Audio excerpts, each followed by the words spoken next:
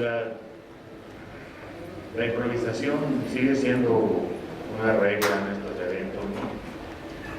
Y a mí me iba a tocar moderar un libro llamado Los Cucapá, su pasado y el presente, de Francisco Javier Bonilla, del Instituto de Cultura de Baja California, Departamento de Patrimonio Cultural y Culturas Populares del ICBC.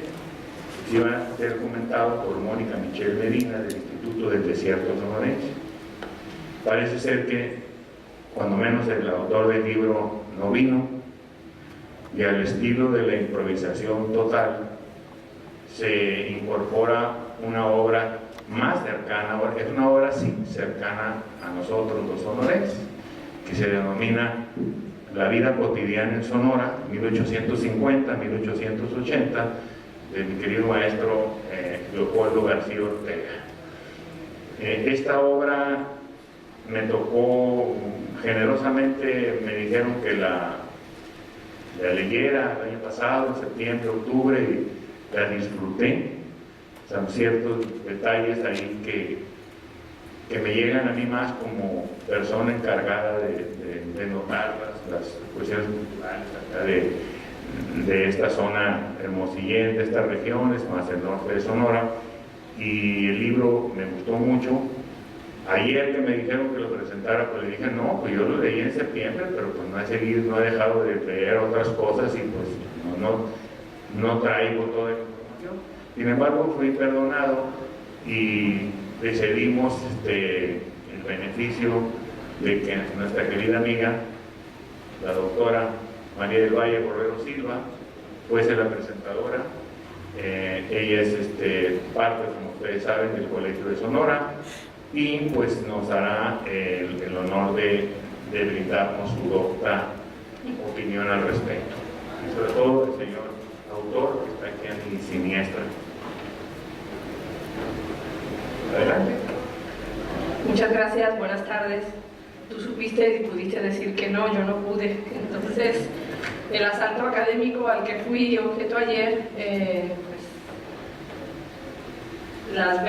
yo también leí el libro hace ya bastantes meses, entonces entre la tarde de ayer y la mañana de hoy he hecho una breve semblanza del contenido de este libro, que también disfruté hace unos meses y volví a disfrutar ayer apresuradamente y esta mañana. Bueno, el libro de la autoría de Leopoldo García Ortega, titulado La vida cotidiana en Sonora, 1850-1880, de 310 páginas, divididas en 7 capítulos, con imágenes, con un índice, con anexos, con fuentes, es decir, como todo libro de historia debe de llevar. Como digo, en este libro el autor narra de manera sencilla una visión histórica desde lo cotidiano, que ayuda a comprender y conocer a los individuos que formaban parte de la sociedad sonorense en la segunda mitad del siglo XIX. A lo largo del libro, a través de los cambios y las permanencias, se explican las acciones de hombres y mujeres en su acontecer diario. Conocer y entender las tradiciones, costumbres y prácticas que han permanecido o se han modificado es uno de los puntos centrales de este libro. El historiar la vida cotidiana es una forma de investigar los hechos que realizaban los seres humanos en una época determinada, es decir, la tarea de vivir y sobrevivir. En el primer capítulo, llamado Reflexiones en torno a la vida de todos los días, se describen obras de orden teórico y metodológico que ha abordado la cuestión de lo cotidiano desde diferentes ámbitos sociales, como la vida privada, los imaginarios o la historia de los objetos. Es un primer capítulo en donde se hace todo un recorrido historiográfico, donde se explica cómo y desde qué enfoque se estudia lo cotidiano. Se comienza con los autores de la Escuela de los Anales, para llegar desde aquí a los autores mexicanos y regionales que han tratado la vida diaria en diferentes lugares y periodos. Este primer capítulo, sin duda, presenta al lector un buen escenario de qué se ha hecho y qué se ha escrito acerca de la vida cotidiana. Ello permite conocer cómo la indagación del pasado a partir de lo que una sociedad hacía, creía, consumía y en qué ocupaba sus jornadas es una muy peculiar forma de historiar. Y aquí se inserta el libro de García Ortega. Desde conceptos como cultura y cultura material, el autor responde a preguntas tales como: ¿cómo cambian los patrones culturales y las costumbres de un pueblo? ¿Qué normas regían a las personas y cómo se deben, qué normas regían a las personas y cómo eran las transgresiones de estas? Leopoldo, a través de estas preguntas rectoras, demuestra a lo largo del libro cómo se dieron a través del tiempo los cambios y permanencias en los habitantes de espacios como Hermosillo, Guaymas y Ures. Caracteriza a la sociedad de estos espacios a través de lo cotidiano. Se trata de definirla, insisto, ver sus cambios. La cotidianidad no solo aparece como concepto, sino que es el hilo conductor para conocer a la sociedad. El autor describe los hechos cotidianos que, aunque pueden parecer sencillos e insignificantes, nos permiten en cambio ver a la sociedad en sus múltiples facetas y así comprender qué mueve a la acción a estos seres humanos. El segundo capítulo, titulado Espacio y Tiempo, está dividido en 3 apartados: espacio público, espacio privado y el tiempo y su devenir. Como se puede advertir, presenta a las acciones de la vida humana articulada bajo estos 2 ejes, espacio y tiempo. Se describe el ámbito que define a la región, el paisaje, los recursos naturales, las plantas, la flora, la existencia de tierras fértiles que permitió la creación de pueblos, villas, rancherías, y cómo el espacio se fue denominando primero por los grupos originarios y más tarde por mestizos y criollos. A lo largo del capítulo se describe cómo eran las relaciones en este siglo XIX entre los habitantes de este espacio, los problemas entre los indígenas y su incorporación a la sociedad blanca y mestiza.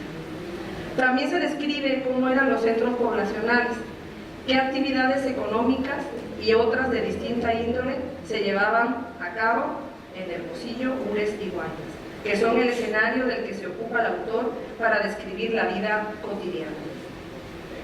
Recurre para ello a las descripciones previas que realizaron viajeros como Calvo o estadistas como Escudero, Velasco, que en sus obras dejaron unas pormenorizadas descripciones de los distintos espacios y establecimientos. Leopoldo describe con detalle a las plazas, los barrios y las actividades que se desarrollaban en estos espacios públicos, su clima, las obras públicas que se acometieron en ellos. Del espacio público pasa al espacio privado, es decir, el hogar, que era el ámbito familiar y las actividades que en ella se realizaban. Se cierra este capítulo haciendo una descripción de cómo el tiempo regula la vida, las fechas religiosas, la vida en el campo, la importancia de la Iglesia en la regulación del tiempo y los actos de los individuos, cómo se fue modificando y se percibía este mismo tiempo y cómo se organizaban los días. El silbato del ferrocarril, distinto a las campanas, marcaban horas diferentes. Cómo apareció el horario de la oficina, el día de la raya o el día de la paga. El autor concluye en este segundo capítulo cómo, a pesar de los cambios que introduce la modernidad, la vida cotidiana en su esencia siguió manteniéndose aferrada a las tradiciones y costumbres. El capítulo 3, dedicado a describir las formas de habitar, es decir, a cómo eran los hogares, las moradas de los sonorenses en estos fines del siglo XIX, tanto del ámbito rural como urbano. Hace todo un recorrido de cómo fue evolucionando el tipo de construcciones y los materiales que se utilizaban. ¿Cómo era la vida cotidiana en el ámbito doméstico? Es una pregunta que también responde Leopoldo en este libro.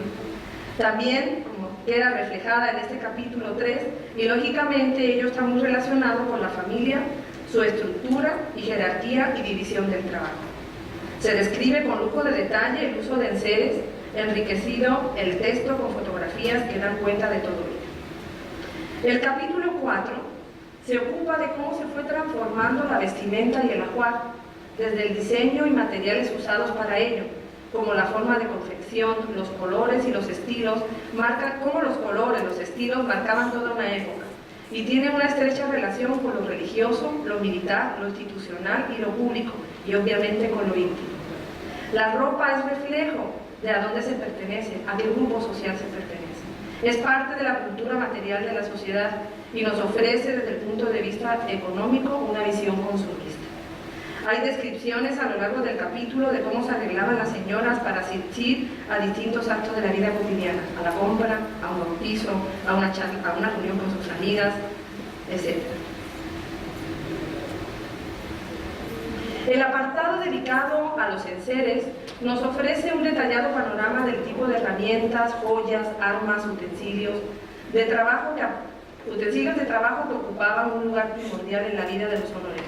Es decir, qué objetos servían para la transformación de los bienes naturales, los artículos de uso diarios y los que eran de adorno. Se hace una descripción de productos que llegaban por el puerto de Guaymas y sus costos. Desde el punto de vista económico, este capítulo es notorio, ya que nos presenta el dominio que tenía la oligarquía local sobre el mercado, los monopolios y sus abusos. El capítulo quinto gira en torno a la tradición culinaria, cómo la alimentación, las recetas y las presentaciones de los platillos tienen un pasado y cómo van cambiando o permaneciendo de una generación a otra. Pero el trabajo cotidiano de las cocinas permanece como una manera de unir materia y memoria, presente y pasado, imaginación y tradición, gustos, olores, colores y sabores. Dedicar un capítulo a este aspecto es sin duda de un gran significado, ya que casi todos los actos de la vida cotidiana están rodeados de estos actos como es el comer y el beber. En definitiva, un elemento cultural muy ligado a las raíces de un pueblo. En este exquisito capítulo se habla de pan, de tamales, de dulces, de frijoles, de queso, de trastes, de atoles, de champurros y pláticas en torno a la mesa. En definitiva, la forma de guisar y sazonar, que sigue presente en la sociedad sonorense. El capítulo sexto nos relata en qué se ocupaban los sonorenses y cómo se divertían en sus ratos de ocio. Se describen oficios según los sectores productivos. El apartado dedicado a las fiestas, entendida estas como reunión de gente en algún sitio para divertirse o pasar agradablemente el tiempo. Se dan a conocer cómo estos días o jornadas adquieren un carácter extraordinario y de conmemoración. Las fiestas y festividades eran importantes en la vida de los individuos. Se celebran los logros como las cosechas, la lluvia, la salida del ganado, hasta el agradecimiento a los santos. Todo ello, junto a las fiestas cívicas y solemnidades eclesiásticas, están reflejadas en este capítulo de manera muy pormenorizada. Como bien señala el autor, son prácticas individuales o sociales que son parte de la vida cotidiana y se manifestaban de múltiples maneras. El último capítulo está dedicado a la familia, a la parentela, al papel de la mujer y a las normas y prácticas que regulaban la vida familiar de esta sociedad decimonónica. La familia de este siglo mantuvo buena parte de tradiciones y costumbres, dice el autor, procedentes de la época virreinal, especialmente asuntos relacionados con la mujer, la pareja, derechos y obligaciones y cómo debían resolverse los problemas maritales. El mundo novohispano, con sus creencias y valores, estaba todavía presente a finales del siglo XIX. En estos capítulos, en definitiva, el autor caracteriza a la sociedad sonorense entre 1850 y 1880. La define, nos muestra sus cambios y sus permanencias. Cómo en estas 3 décadas cruzadas por hechos como la pérdida de la mesilla, la intervención francesa, las leyes de reforma, el triunfo del liberalismo, las personas siguieron resolviendo sus problemas cotidianos y continuaron con sus labores habituales. No me queda más que decir que si se quiere conocer o entender a la sociedad sonorense del siglo XIX, la lectura de este libro es una tarea obligada. Así que invito a la lectura del mismo, además se van a divertir y aprender mucho como yo lo hice. Gracias.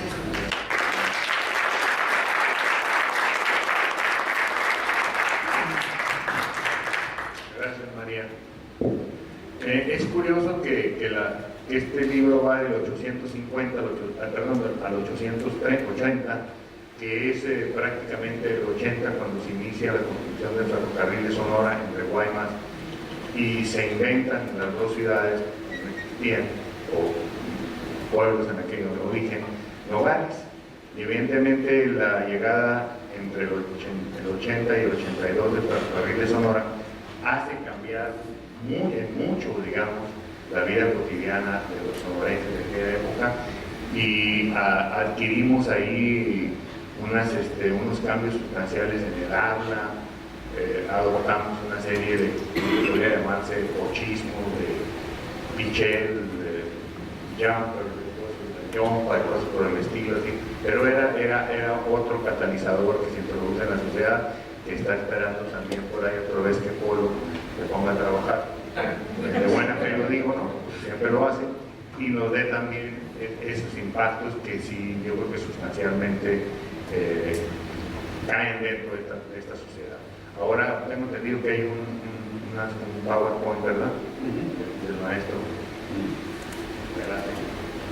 Bueno, esta es una visión así muy rápida de Hermosillo en 1870, está rapidísima. A ver. Bueno, las fiestas cívicas en Hermosillo. Desde 1848 empezaron a celebrarse las fiestas cívicas en Hermosillo, principalmente las de la independencia, que se celebraba en la Plaza de la Moneda, con recitaciones, discursos y algunas piezas de oratoria acerca del sacrificio de los héroes Hidalgo, Morelos y Allende. En la iglesia se hacían misas solemnes y en ellas participaban las autoridades y los vecinos. La patria era festejada por la iglesia. Los bailes que se celebraban con ese motivo eran gratuitos y alrededor de la plaza se vendían comidas, haces, cobijas y juguetes de madera. Todas las ceremonias se hacían por cooperación de los vecinos y el ayuntamiento, y ese día se prohibía andar a caballo por la plaza. Hermosillo de las huertas y las acequias. En Hermosillo había varias haciendas, como la de San Benito, que tenía dos acequias, una que corría por su lindero azul y otra que venía del torreo. La acequia que venía por el canal que ocupa la calle Colosio llegaba a San Ramal del río al oriente, muy cercana al Mariachi y al Colosio. Había huertas de diferentes frutos en las casas y las personas iban a las acequias a lavar la ropa. Existía un reglamento para el uso de agua, tanto en las acequias como en el río. Había varios aguajes grandes alrededor de Hermosillo y todos ellos servían para que ahí bebiera el ganado. La basura en Hermosillo. El ayuntamiento tenía contratadas 6 carretas para que pasaran a recoger la basura a las casas y la llevaran al basurón. Estaba prohibido tirar animales muertos en la calle o en los terrenos baldíos, sobre pena de multas. A lo largo del siglo XIX existieron diferentes basurones en Hermosillo, 3 de ellos cercanos a la zona poniente y 2 al norte de lo que hoy se conoce como la colonia Valderrama, antes del primer voto. Los restos de la matanza debían enterrarse o quemarse para evitar que rodaran las aguas a los perros callejeros. Y a los perros callejeros se les envenenaba cuando ocurrían casos de rabia en la ciudad. Viajar era toda una aventura. Bueno, decía Ignacio Armada en sus escritos que los viajes en diligencia en Sonora eran tan peligrosos que las personas hacían testamento antes de viajar a otro pueblo. En un viaje se podían aparecer los apaches, los salteadores de caminos, algunos indios belicosos que impidían el paso a los viajeros, o las cuestiones climáticas como una tormenta que impidiera el paso de la diligencia. De Lourdes a Guaymas eran 2 días de camino si todo iba bien, y tomar un barco para Mazatlán llevaba otros 5 días. No había la idea de estar haciendo viajes constantemente solo por necesidad o negocios. Las personas abandonaban la tranquilidad de su casa para su viaje. La división de Hermosillo en 1870. Por acuerdo del Cabildo, la ciudad de Hermosillo que divide en 13 cuarteles que dan por nombre Plaza de Armas, Juguetera, La Carrera, Centro, Hidalgo, Cerro, Plaza del Carmen, Morelos, Parián, Alameda, Fronteras, Sabanillas y Laureles. Al sur se encontraba Villa de Ceres con su parroquia y los linderos hacia el poniente, y en sur conservaba muchos cerros abiertos, lugares de agozadero y parcelas. La división de Hermosillo en cuarteles permitió una mejor administración de la ciudad.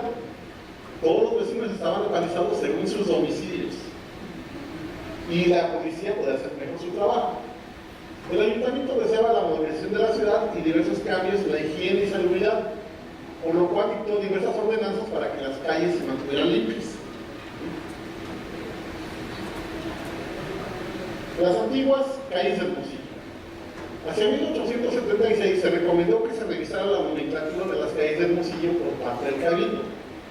Esto debía iniciarse en el primer plano de la ciudad. Las primeras calles cercanas al centro eran la calle del Carmen, la calle de la Alameda y la calle Hidalgo. No fue sino hasta 1879 en que Hermosillo fue nombrada capital de Sonora, y ahí se hizo un nuevo trazo a las calles aledañas al Palacio del Gobierno y al antiguo Hermosillo cercano al Cerro de la Campana. En el porfiriato del parque de la Alameda fue cercado con rejas de hierro y se llamaba Ramón Corral, y un grupo de conspicuos ciudadanos se encargaba de cuidar. Bueno, industrias, talleres y tiendas. Una zona en la que se ubicaban las tiendas era la cercana al viejo Hermosillo. Ahí estaba también un hotel, que ya y era un lugar de paso obligado por las diligencias en su camino a Ores.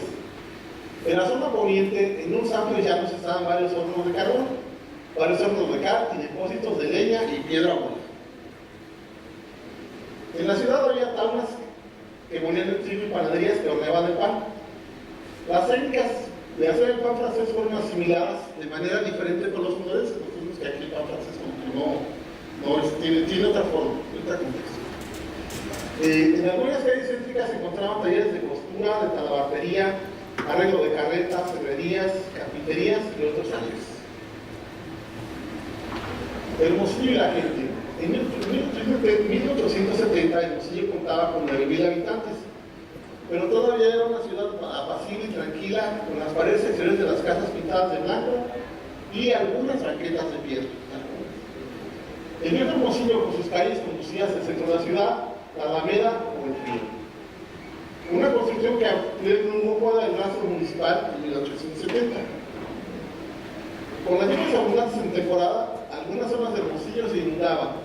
El tránsito del fluido era caudaloso y muchas personas sufrían penurias para pasar de un lado a otro.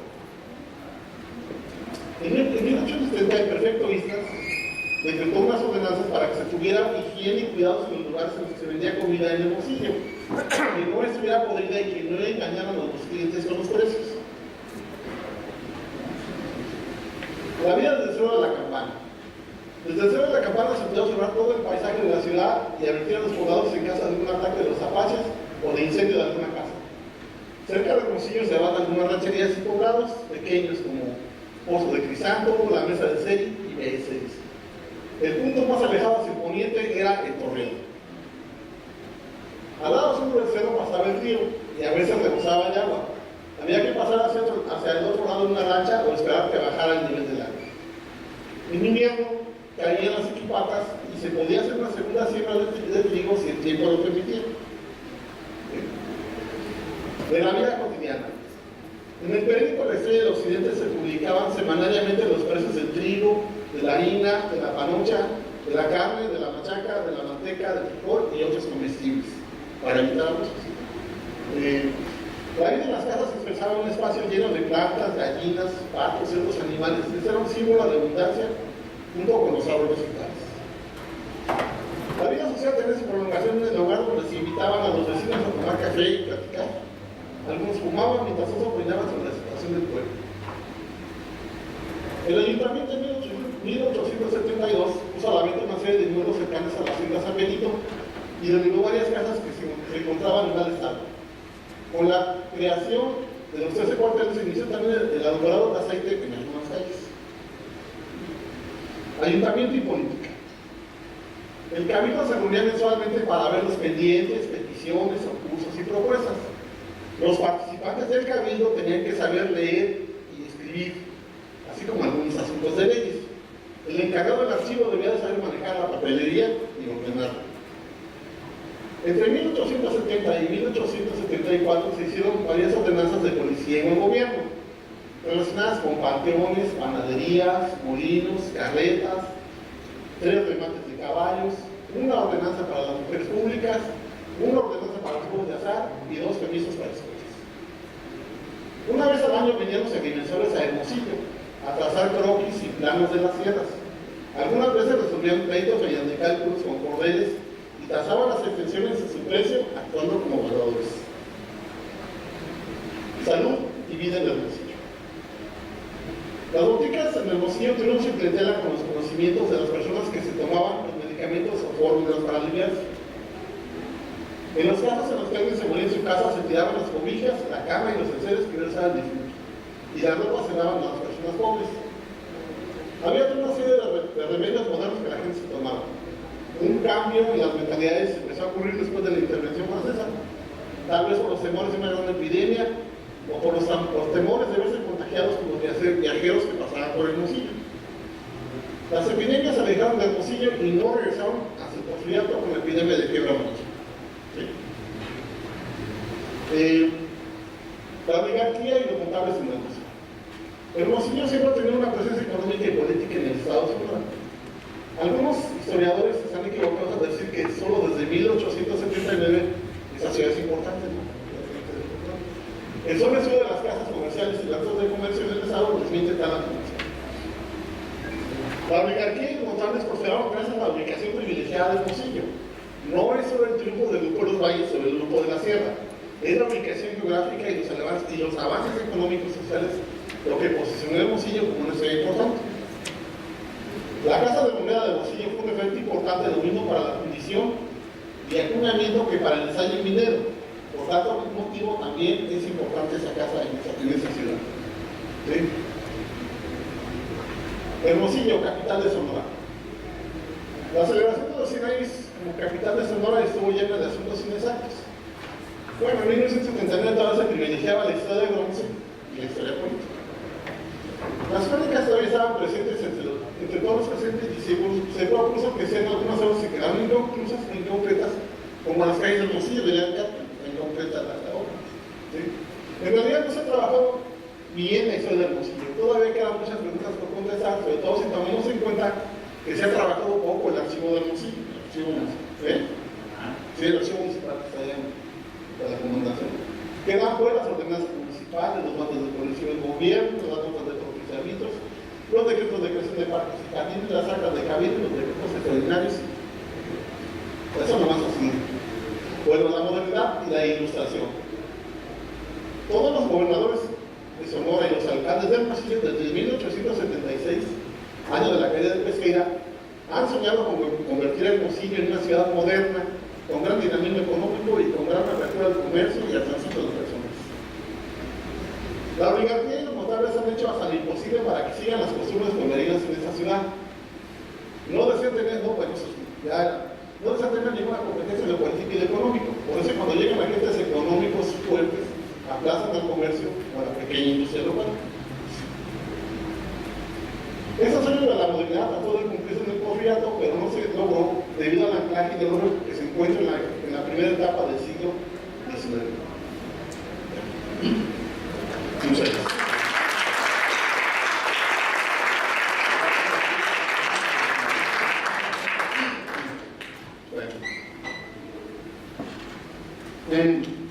Bueno, dice que diga lo del libro. Bueno, ese libro tiene varias partes, ¿no? Una de ellas debo agradecer a la colaboración de Angélica Cota, que sacó las fotos de Catedral, del archivo de Catedral. Le agradecemos que sacó las fotos de Catedral. Otro compañero que me prestó una parte de la colección de Estrella de Occidente, que ahora ya tenemos la Estrella de Occidente completada porque se va a digitalizar el archivo de Álamos. También aquí en el Museo de Historia Regional, pues toda la colección de fotografías, que es como un inventario que tiene David Urrutia, que me la prestó, me dijo, esto es esto y todo. También tengo que agradecer aquí a Lajes, a los que han estado ahí en diversos momentos, que también me permitieron estar ahí viendo algunas cosas y bueno, sobre todo los museos en los que he estado y que me han dado ideas para explicar cómo es esa cuestión de la vida cotidiana. Los museos y los objetos de la vida material es sumamente importante. Muy bien, Pablo, felicidades. Recuerdo en una de las actas de Cabildo ahí alrededor de 1876, donde el presidente municipal dice que había que suprimir la vigilancia en la ciudad, había que suprimir la recolección de basura, lo que costaba, ¿no?, con el presupuesto, y hacer una escuela de una señora Camus a la que le dieron de atender, para que atendiera en el número de niños. Después de los pleitos ahí, porque dijeron, no, pues los mismos vecinos deben de levantar la basura, los mismos vecinos deben de defenderse de los potenciales enemigos. Entonces, a los meses evaluaron a la señora Camus que se había servido o no el haberse despojado el ayuntamiento de vigilancia, recolección de basura y venta de agua, o algo por el estilo. Y vieron que la señora Camus había enseñado a sus alumnos ahí, por principio de cuentas, todo lo de la currícula tradicional de la época, pero además todos los muchachitos y muchachitas sabían escribir castellano de izquierda a derecha y de derecha a izquierda.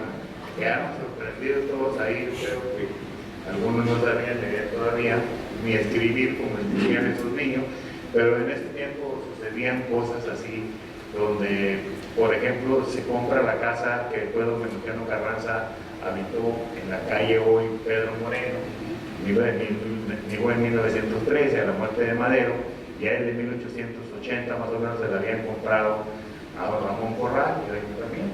Pero después vino un señor, don José Camus, hijo, que era dueño de un hombre muy importante, que es el bisabuelo de Ernesto Gándara Camus, el candidato, y dijo que no, que estaba muy caro, que le devolvieran, que no se comprara la casa.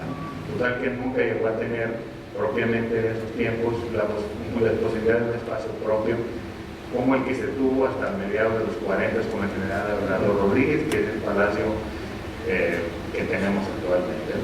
Y saben que ahí hay un panino todavía solo para revisar. Así es. Y buscar a Bailito González ahí, o Martínez.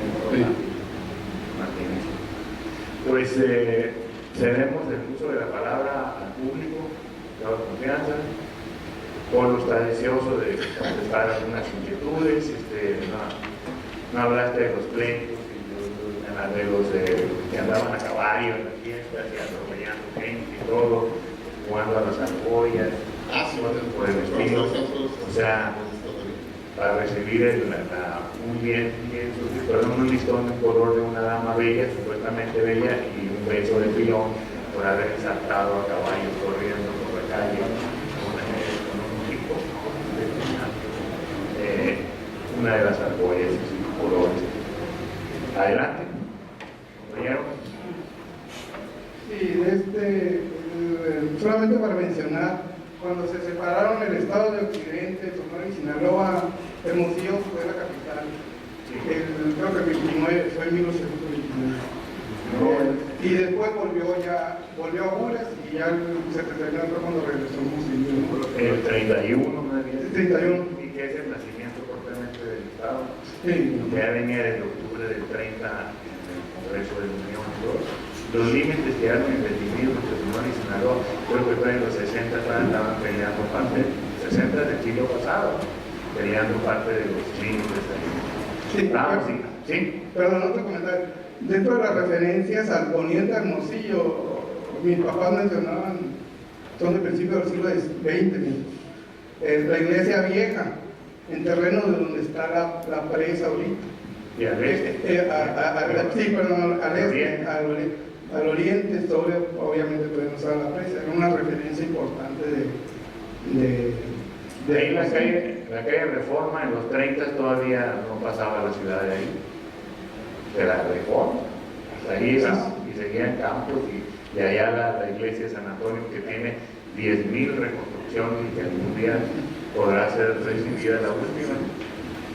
Bueno, perdón, un último comentario de los comentarios de la revisión de los archivos en los libros de don Fernando Galás, que era vecino y padrino de mis papás, vivía atrás de mi casa, en Las Pilas.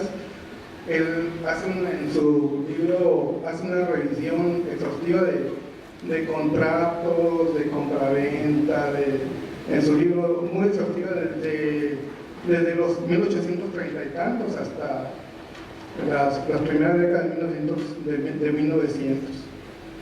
Todavía es un referente válido. Un tiempo me dio un plurito cuando estaba estudiando en la escuela de no consumir consultarlo y después vi que una de las carátulas del simposio hace 15, 20 años era el libro de don Fernando Galaz de Jaron Goyen en el museo. Entonces sí es un referente válido, Sí, claro que sí. indiscutiblemente. Bueno, y lo último, felicitar al autor, muy interesante. Muchas gracias. ¿Alguien más?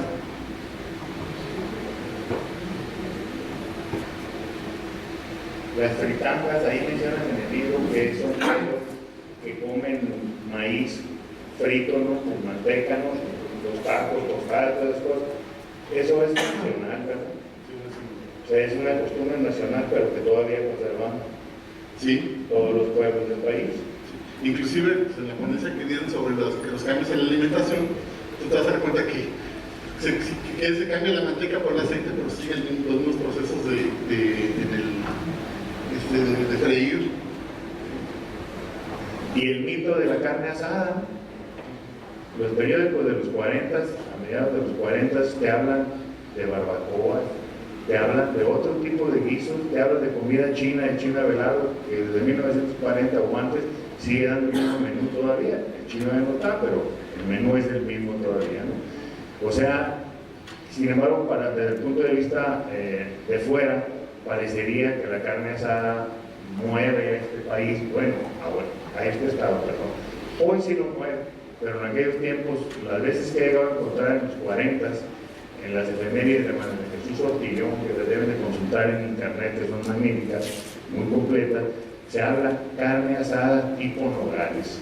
Si les dices a los hermosillenses, los pocos hermosillenses natos que hay ahorita, porque la inmensa mayoría de los hermosillenses no somos nacidos aquí, es curioso, pues se enojan, ¿no? Pero la realidad es que la carne asada, en el sentido estricto, viene ya popularizada 100% hasta que el régimen de Portino Félix, 6773, 1900, corta la carne, una reglamentación y la corta como la carne americana, no sacando los lomos como en el sentido típico español tradicional, sino cortándola verticalmente donde te toca un pedacito de filete, o sea, como son los llamados steaks, ¿no? Cortes americanos. Y ahí sí le damos un buen golpe a los chihuahuenses, que su carne de campo, sobre todo Hereford, ¿no? Era la más preciada en todo el país hasta esos 70, 60. ¿no? Creo que la primera taquería o forma se hizo después de los 60, en 1960 en Hermosillo. Ahorita no consigues Hermosillo sin taquerías, aunque también se buscan sucheros, o sea, operarios de sushi, sucheros, o sea, tienen que comida china, pizzas y todo lo demás. La cultura camina en la gastronomía mata. ¿Algún otro más? ¿Algún comentario? Sí, Juanito.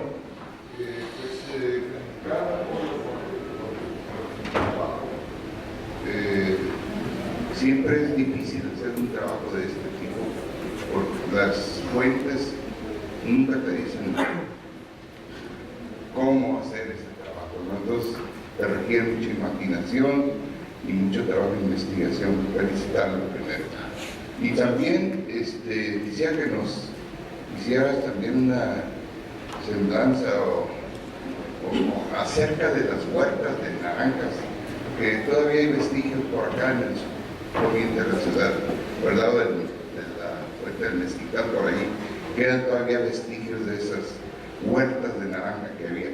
Y los visitantes que tenemos ahora de Colombia se extrañarán posiblemente de ver tantas naranjas que no las consumimos en los parques y en las avenidas de la ciudad. Quisiera que nos dieras una explicación por qué hay tantas naranjas sin consumirse. Bueno, aquí ha habido varias variedades, ¿no? La naranja royal, la Valencia.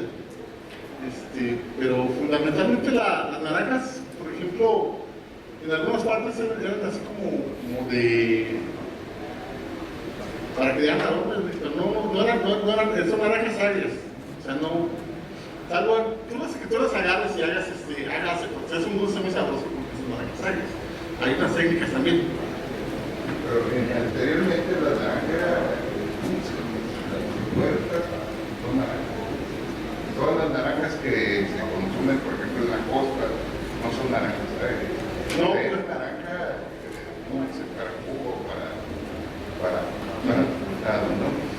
Sí, tiene razón, don Juan.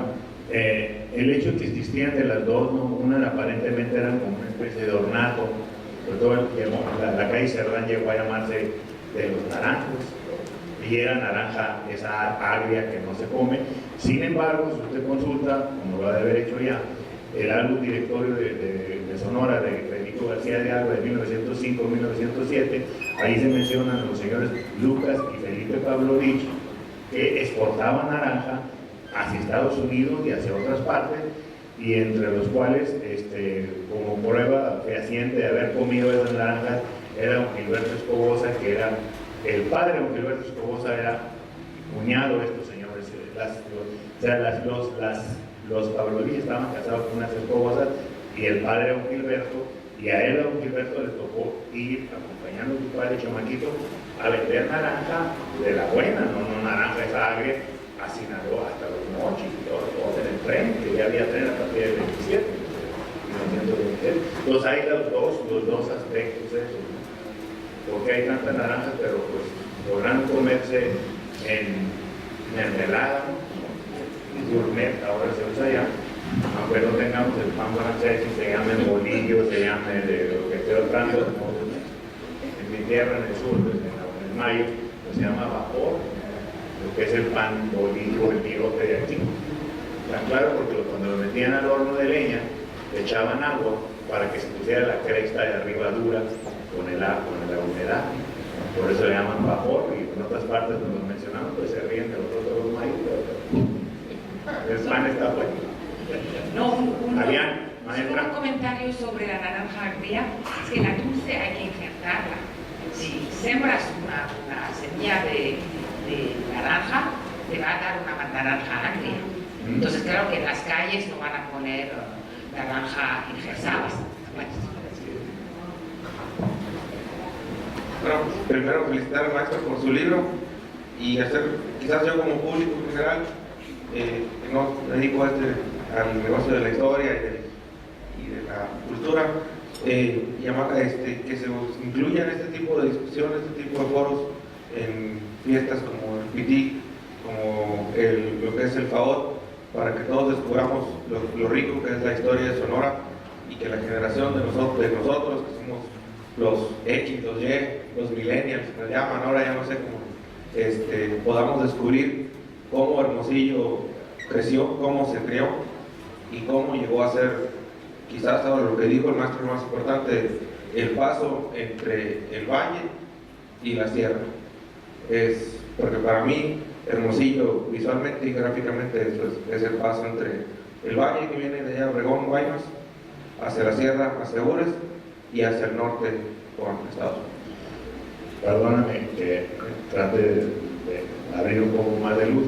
Y también cuando la depresión norteamericana, del 29 en adelante, 1929, las poblaciones mineras de la sierra, en el gobierno de Rodolfo Elías Calles en 1932-34, bajan a los valles, ¿no? Por eso la agricultura, como mencionaba el maestro Lorenzana hace unos días, la agricultura de riego en los valles a partir de esos 30 difíciles, ¿no? Tiene un auge, y evidentemente ciudades como Hermosillo reciben no solamente los mineros, sino después de los 40 otras minas que pierden, o pueblos que desaparecen como Suachi, Tepuco y Batú, siguen incidiendo sobre la capital del estado. Y el mercado municipal, gracias a Dios, sigue conservando un sabor multivectorial desde el punto de vista cultural para la expresión. Esa es una hipótesis personal. ¿Alguien más? ¿Nos queda un minuto? Veamos que nos pasamos dos, por favor. Ok, pues muy agradecidos y felicidades. Gracias por la sugerencia, compañero.